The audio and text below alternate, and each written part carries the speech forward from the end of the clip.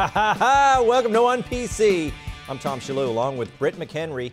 Today we're talking about why Time Magazine is bashing Quentin Tarantino, a weird new Twitter trend, and why you shouldn't cut in line at the bar. But first, it's tweets we would change.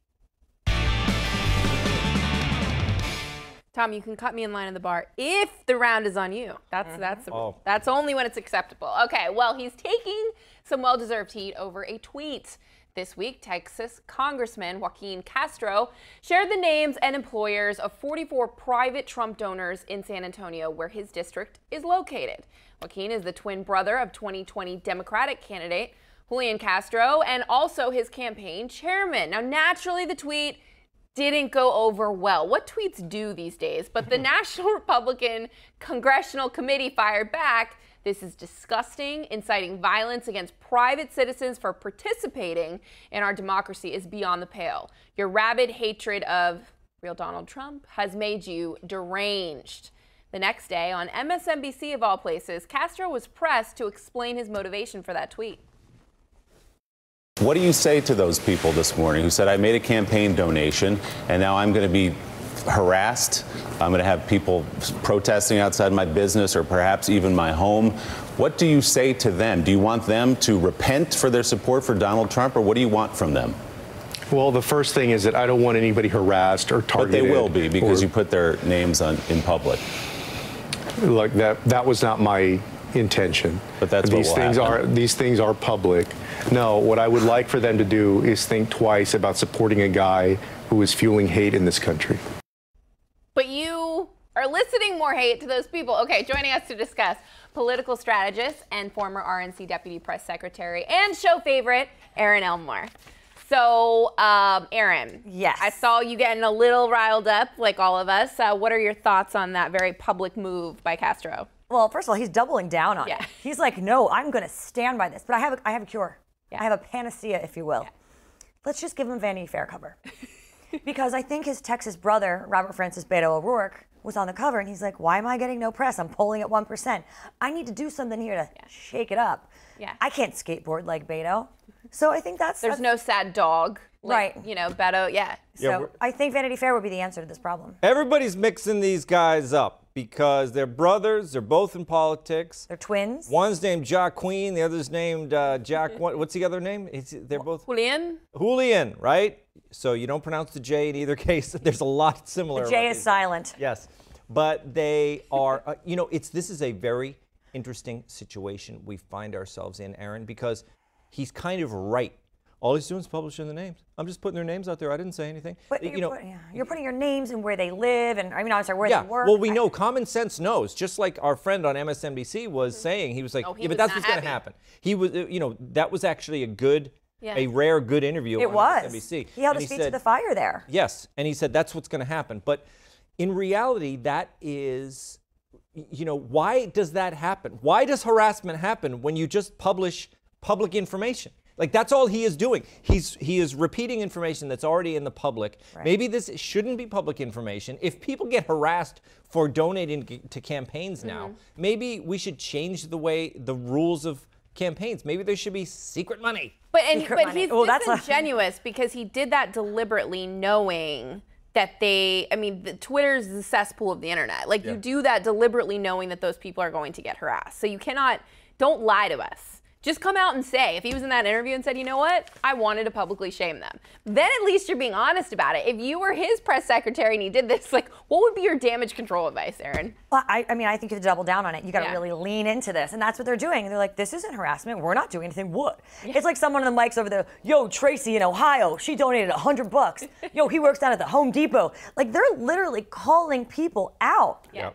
Well, they should know better because they're the ones who made. Let's take Colin Kaepernick as an example. The president called him out, and he called other people who kneel during an anthem. President called him out, and they said he's inciting violence against Colin Kaepernick and all his friends just for they're exercising their First Amendment rights. Now, he was complaining about something Colin Kaepernick was doing So yes, he was doing that. He was calling him out on it. And then if people harassed Kaepernick or they got angry at Colin Kaepernick, I mean, obviously he meant to call out Colin Kaepernick on that. And then the Democrats said he's calling for violence. Yeah. And then they do it and they said, no, we're not calling for violence. It's the ultimate hypocrisy. Of course. In fact, I think everyone should be able to be called out, but we got to deal with the issue of people getting crazy. And who are the ones who are getting crazy? We have people saying you got to get in their face, you got to interrupt them at restaurants, get in, when they're at a gas station, you got to get in their face. It is that is what's happening these days in politics. That's what has to change. And it's only going to get worse as we get closer to 2020 because all of these candidates on the Democrat side aren't really, no cream is rising to the top here. They're all sort of like milquetoast. Meh. Trump is likely going to win again. You're encouraging violence. And so I think people are going to, the left is going to become even more unhinged as we get closer and closer to 2020. The one thing that I think is good, let's say someone gets in your face, I think the best thing to do is get out your iPhone and film them. Yeah. Because then there's a little bit of accountability. Yeah. I've had to do that before and I think it's the best way to diffuse the situation. I know. I think you should always be filming people if they're in your face. However, I feel like a jerk if I pull out my phone and start filming. Well, you're a nice guy. Well, I mean, it's like, here, I'm filming you. Like, you feel like an idiot doing it. But, I mean, in your case, you should do it. If someone's harassing you, get it on film, for sure. Right. But I just feel like it's not. Accountability. Yeah. It's And just, then I don't feel like a man. I just know more in my life. I just don't want to be the person on film. Yeah, like, I know, exactly. I'll turn the camera on you, not me. But I do also like in listening to his interview on MSNBC, it's like if you catch your boyfriend texting another girl or something, and there's a lot of text, and you're like, why are you flirting with her? And the guy said, no, I just texted. What, I can't talk to someone? I'm just talking to somebody else. Like, but that's the point. Like, what you're doing, so it doesn't work for girlfriends. It doesn't work for constituents either. And it doesn't work when you're only getting 1% of the vote. Yeah. Bye. Yeah. Wrong number. But how do we deal with his doubling down on it? Because I don't have much to say to his argument that all I was doing was publishing already known information, which is true. But that's what a lot of these Democratic activist organizations do. They shame people. We're seeing it this week as they're shaming the Equinox people. Mm-hmm. That's driving me crazy. I go to SoulCycle every day and I want to lose my mind. They preach to me every day, inclusion, inclusion, inclusion. This is a place for everybody. Yes. And then someone raises money for Trump, like, that's it, I quit. And it's just, I mean, the guy is a real estate tycoon. Yes. And he bought into the company. Now, what are you supposed to do? If a right-wing person, an investor, because it's a publicly held company, if he buys a majority of the stock and you're a liberal at the company, are you supposed to dissolve the company? Well, that's a good point. And Chrissy Teigen went online, one of the great minds of our generation. Yeah. Eye roll emoji. She goes online and says, we should ban SoulCycle. We should boycott SoulCycle. So on the wall, it says inclusion for everybody. That only means for Democrats. Yeah. Clearly. I'm going and wearing my MAGA hat. I'm just warning everybody now. Talk about getting beat up or doxxed. I'm on my way to that train station because beep, beep, here it comes. I'm wearing my MAGA hat to SoulCycle on Monday. Oh, yeah. Who's coming with me? Do it. Who's coming with me? I would love it just to see everyone lose their mind. I'm doing it. And they are losing their mind. Just here to cycle. But if a boycott works, they're going to lose their jobs. And you know what it is? It's a bunch of yoga instructors and SoulCycle teachers. Don't tell me they're like Trump voters. It's all a bunch of liberals. These people they're hurting fellow liberals. But that's even more reason you should be namasteing and letting any political party get on their mat. And let me tell you, the queen of SoulCycle, this woman named Stacy, you have to like beg, borrow, and steal to get in her class. So maybe now I'll be able to get in. It's going to be you with the more MAGA cycling for me. All right. From crossing lines to movie lines. Time magazine is bashing director Quentin Tarantino for not prominently featuring women enough in his films. Seems they got the idea from an answer Tarantino recently gave when a New York Times reporter implied he'd given Margot Robbie fewer lines in his film Once Upon a Time in Hollywood. This is a, person with a great deal of acting talent, and yet you haven't really given her many lines in the movie. And I wondered, I guess that was a deliberate choice on your part, and I just wanted to know why that was, that we don't hear her actually speaking very much. And Margot, I wanted you to also comment about being in the film in this part. Well, I just reject your hypotheses. Yeah. I'm going to answer everything. I just reject your hypotheses. Fake news. Great use of the word hypotheses. He brought it back into the culture where it belongs. That happened back in May, but clearly it needed to be investigated further. And this week, Time magazine did just that. Look at this gem. We counted every line in every Quentin Tarantino film to see how often women talk. They even had graphs. Look at this. Here's the percentage of how often women speak in Tarantino's 10 feature films. So yeah, men had more lines in most of them. Not all of them, though. Not sure what this all accomplished, but yeah. Score 1 for journalism, folks. Britt, was this project a waste of time? Apparently, the person who did this had a lot of fun doing it. She got to watch all Tarantino films for several days. Absolutely. That's a total waste of time. And also just Tarantino, the thing that sticks out is like there's going to be bloodshed and crazy action scenes and like I don't know if that's really discriminatory towards any gender. I've said this time and again. I think when things like this are done, it takes away from actual sexism, actual instances of, you know, what we see in the workplace. So, like, you know, this real, isn't it. real violations. Well, look, if they didn't, counting lines. Erin, does that help, counting lines? How about The Bride? You saw the film. I'm sure marginalization was the word I was looking for. There you go. You know what he should have said to that journalist? He should have said, instead of I reject your hypothesis, he should have said, that is pulp fiction. Yeah, exactly. Because then it would have made more sense and he could have changed the subject, made everyone laugh, lightened it up. But like, listen, this is Hollywood. It's another limousine, liberal, elitist saying he supports women and really doesn't. I mean, are we surprised by anything these Hollywood folk do? Oh, so you got a problem with Tarantino. You say he supports women even though he doesn't. I mean, he said, I reject your hypothesis. You know, I think he believes he's a supporter of women. He does. Well, how about Kill Bill? That was Kill Bill, we're looking at a woman beating the living crap out of guys through the whole movie. And none of those lines get counted. She didn't say that many lines, but she hacked up a lot of guys. Sure did. So, you know, judging by lines, you know, you can, it doesn't even paint a proper picture. He did Jackie Brown.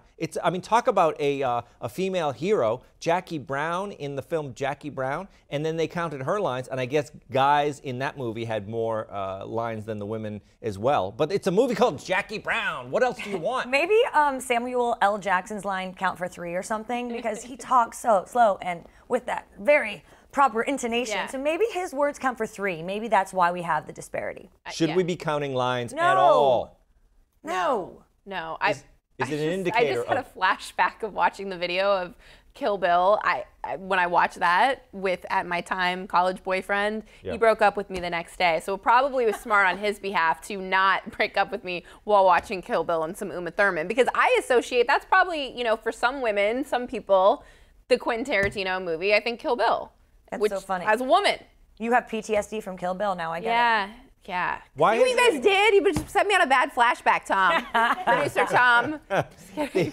I don't know why we haven't done this for other films. Like if we went Shonda Rhimes and we counted the female versus male lines, I'm sure there'd be more women. Yeah. Because in those Shonda Rhimes shows, the women never stop talking. Yes, that is so true. I think Ellen Pompeo has to cry and talk and quiver her upper lip the whole entire time. Yes. Yeah. Yes. I also too, did you notice in that? First of all, that press junket. Spot on. The junket, like all of them sitting there on the panel, that's got to be so awkward if you're Brad Pitt and Leonardo DiCaprio, who, by the way, are morphing into each other. They are. Like, is that the same person? Yeah. Or? But they do look the same and quite handsome. Yeah, and they're, you know, so you're just sitting there. If I was Margot Robbie, I would feel more put into a box from the reporter asking that while I was on stage with my colleagues, who I think I'm with. I think it's very insulting. She's a really talented actress. I mean, the Times reporter. She has her own production company. She's a really talented actress, and she's been in a lot of movies. Why didn't she have more speaking lines? I mean, and then when Margot Robbie came in and she gave a great answer, very eloquent, and she was like, "This was a great film. I was very happy with my role." I mean, it's just and wasn't hilarious. it based Don't you feel dumber for on this, though? Like, old my brain Hollywood hurts. too, where that probably did happen more? I have no interest in seeing this movie. I mean, less than 0% chance I'm going to see it. You know what? So in Charlie rather watch Chaplin's paint movies, dry. none of the women had any lines, not even one line. And Charlie had none either. Didn't he have a little bowler hat, though? And Yeah, he did. well, from a dude who directs to sending random texts. Oh, this will be good. In the latest trend sweeping social networks, people are texting their number neighbors and trying to strike up a conversation. A number neighbor is someone with the phone number identical to your own with one key difference. The last digit is either one up or one down. Ooh. Presumably, the idea is to find a modern day pen pal, because where could that go wrong? But the number neighbors are less friendly than others. Here's one. Howdy, number neighbor. What the hell is a number neighbor? And who are you? LMAO, so people change the last digit of their phone number either up one or down one. I decided down one, and looks like I got you. LMAO. Name's Phil. Oh. Hi, Phil. I'm Maddie. If you text me again, you'll be neighbors with my grandmother. She died 5 years ago. Dead. And boom. Okay, here's another one. Hey, number neighbor. Who is this? It's a trend on Twitter. You're my number neighbor. Our phone numbers are the exact same except for the last digit, which is one number higher than mine. Neato, right? So you're trying to get viral off me. Wouldn't be the first time I was used. Ooh. So how do we go from don't talk to strangers to text a bunch of strangers, as many as possible? Tom. I did this, by the way, Erin. and it was anticlimactic. You did it? Yes, on the way here, I thought it would be a good something we could talk about. Yeah. So the one above me wasn't a working number, and the one below me didn't reply. But haven't these people just heard of Netflix and chill? Like, do we really need to be texting strangers? Like, read a book, take up knitting, go scuba diving, look at videos of cats on the internet. There are 3,000 other things. Exercise. You could do 5 billion things other than texting someone that you don't know. Well, they're reaching out. They're reaching out, Britt. They want to have connection with another human being. And touch me. They do. I mean, people are desperate for connection. So I understand why this is happening. Everyone is loony. They're crazy. I agree they should be scuba diving. It's actually the opposite. Cat it's pretty videos. lonely down there at the bottom of the ocean. But the fish don't text back ever. I've learned the hard way. Yeah. I would not respond if I got this thing. I think it's embarrassing for Phil. I expected when you were reading all that, it was going to end, my name's Tiffany, or my name's and Brittany. it was Phil. I was like, Phil? what? What kind of guy named Phil is doing that number? I was just checking again, and still, radio silence from my number neighbor. There's nothing. Yeah, that would be what I would do. I swear to God, I did, both up and down. I don't even respond to people that I do know. I have 44 text messages unread right now, almost 10,000 emails. So if I got a number neighbor, yes, I know if you have OCD, you're probably I'm like OCD. I'm like, oh my God, I want to read all your texts for you. So I definitely wouldn't be responding. This whole concept is banana land to me because as we've discussed off camera, dating apps, any of these apps that most young, Gen Z millennials have on their phones terrify me to actually meet up with the person. So I need to know, you have social media. I need to know your social security number. I need to know your blood type. Yes, because I've been told, Tom, not that it's ever happened, but that people can make fake numbers. And they can be fake people. Yeah. You can have fake license plates on your car. And fake license plates and Google numbers. And I've been told that this happens. Oh no, look at Tom's face. It's heartbreaking, Tom. And I'm not going to go looking for it by texting a number neighbor. It already happens enough in society. But the fake numbers, you just had me thinking that back in the old days when we used to get women's numbers on the Post-it notes. Remember you had to write down their number? Remember how about them apples? That was my life. Yeah. And sometimes I would get a fake number. A fake number. I think there was a service that you could just give out a certain number and be like, hey, bro, you got schooled. This is totally fake. She doesn't want to go out with you. Better luck next time. Oh my God. I would never have the heart to do that, to give a fake number. I think I've probably done that. Really? Yeah. I know. Better to just tell the truth up front. I'm not going to give you my number because, it's just further embarrassment. Yeah. Or, I have a boyfriend. All the regular excuses work. I have a boyfriend. That one shuts you down pretty quick. It always did. You know what? I could see this becoming a Netflix movie, though. Oh, yeah. Of course it would. It kind of is like the one Netflix movie with the heartthrob Noah Centineo. Gosh, I'm blanking on the name now, but it was he liked this school cheerleader. She gave him the number of on the old bulletin boards, a babysitter option or study. No. Gosh, why can't I think about it? But she gives him a fake number and they end up texting and they fall in love. But then they obviously realize it was fake. More likely, yeah. I don't know. I think. So I feel like Number Neighbors would be a set of like a premise of a Netflix movie. I think it's going to be the premise of a Robert Rodriguez film. Quentin Tarantino. Everyone's getting slashed up. Maybe that one too. Yeah. From texting fears to slinging beers, a British company has introduced a new artificial intelligence system to keep jerks from cutting in line at the bar. It's called AI Bar. Good name. And it uses facial recognition to figure out who should be served next. People can see what number they are viewing themselves on a screen above the bar and how long they can expect to wait for a drink. Bartenders who know to serve by consulting with a tablet. Pictures of the people are on the tablet. This looks brilliant. Check it out. The AI Bar solves problems for customers and for bartenders. The customer solution uses complex facial recognition, but in a simple way. We track people coming into the space. This is shown on a big screen behind the bar. They can see them in a live video feed with their number above their head, telling exactly where in the queue they are and how long their estimated time is to be served. It's a separate tablet application for the staff behind the bar. It tells them who's next to be served, they can swipe them to clear them from the list, and it tells them who needs to be checked for ID or if they've already been checked. It's very cool, and it's certainly not creepy at all, because all those photos of your face are deleted off the server at the end of the night. You believe that? Okay, Britt, what do you think? Is it time to import this from across the pond? I think have you been on the other side of the bar? Have you bartended ever? No. Okay, but you've been in bars. Yeah, I have been in 1 or 2 bars, believe it or not. First of all, the movie I was referring to was Sierra Burgess is a Loser, if you want to check that out on Netflix. Yeah. Needed to clarify that very important detail. Secondly, I think they're complicating something that, not to say bartending doesn't have an art to it, but I don't think we need to reinvent the wheel this much. Your face is definitely not getting deleted, by the way. And what if like there's a creepy bartender who then like uses your photo to hit you up? Like, no, nope, out, not wanting. You know, this only benefits one group rather of the population. This is average-looking dudes that can't get served. Because all the girls, the girls I know just show a little skin and give the eyes to the bartender. That seems to work much better. Yes. So. And does this change the whole theory of beer goggles?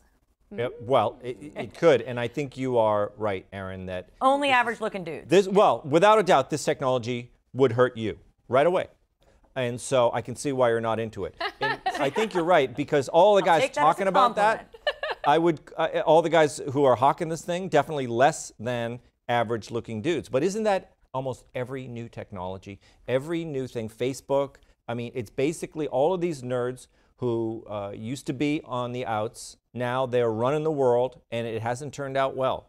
Has it?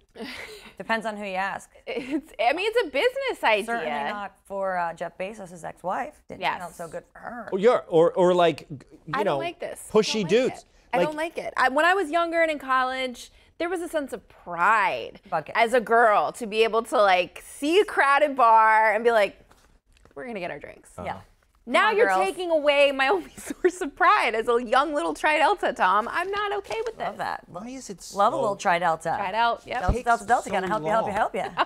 They should do the. It's on PC, but yes. Why hasn't anyone gone to self-serve, for like beers? You know what I mean? Like with the tap, grab a drink, do the tap. Like they do in a fast food restaurant. They let us take our own Cokes now. I'm not saying we're going to mix our own drinks with, Hennessy and ginger or whatever. I say... You're not going to be a mixologist, if you will. With the bar. Let us serve our own draft beers, for God's sakes. That'll be abused. Yeah, there's a lot of... That's not going to They do it. I'm hearing our producer, Upper East Side Bar? says there's an Upper East Side Bar. Lets you serve yourself. And they probably have a great system going on there. I'm sure they do. And the thing is, it's like... If you're running an establishment and you're getting a certain type of clientele in there, I think you can trust them to let me say this. Draft their own beers. I'm too old and too tired to be in a bar. You're young and spry, Britt. You can go to these bars. No. The only place I'm drinking is at my house or at a restaurant. Yeah. So I'm just getting served by a waitress or a waiter. I'm hard. That bar scene. Hard no against the serve yourself. You are. Because there's cute bartenders sometimes. I know. See, like you are, this scene, you're definitely an expert at this, Britt. I'm an aging part of this scene, but yes. Can we, how about witness. what works in the delicatessen? Take a number. Take a number. No, again, you're making this too egalitarian. Yeah. We want to show some skin, and we want to cozy up to the... Can't you just let Brett have her dream over here? You're crushing her spirit, and I don't like it. You go to the bar, like, cheers. You go to the bar to feel good, to feel, Life's throwing you curveballs, but the cute bartender system. knows my name and he's serving me a martini, and you're trying to take our joy, our one pride thing and for joy sure, away. if this technology is in a bar, the hot girls are going to stop going there. So Yeah, it's going to be definitely. self-defeating. Absolutely. And we want them to know the name Brit. They won't want it to be number 13. Yes. It's Brit. There you go. That's Dang right. it. All right, that's it for today. Thanks to Erin Elmore for joining us. We will see you tomorrow with guest Mike Lindell. That's right, the My Pillow guy. Ooh. I'm Tom. She's Britt. See you next time. You get it, Mike?